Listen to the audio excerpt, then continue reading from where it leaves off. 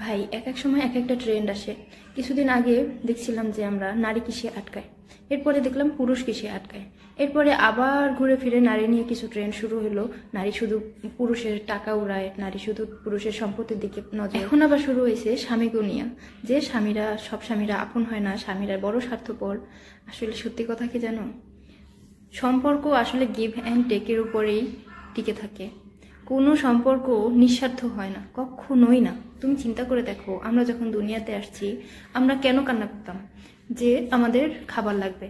আবার আমাদের মায়েরা আমাদের কেন আদর করতো? মা বাবা বা প্যারেন্টসদের যে লাভটা বা তাদের কি স্বার্থ, এটা বর্ণনা করতে গেলে অনেক কিছু বলতে হবে।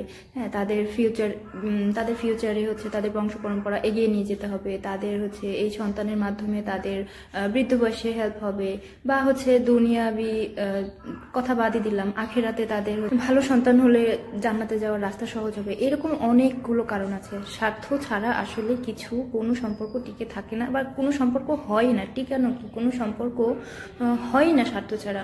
তো চিন্তা করে দেখবা যে প্রত্যেকটা সম্পর্ক শুরুই হয় স্বার্থ দিয়ে, সেখানে আবার নিঃস্বার্থ শব্দটা কোত্থেকে আসে?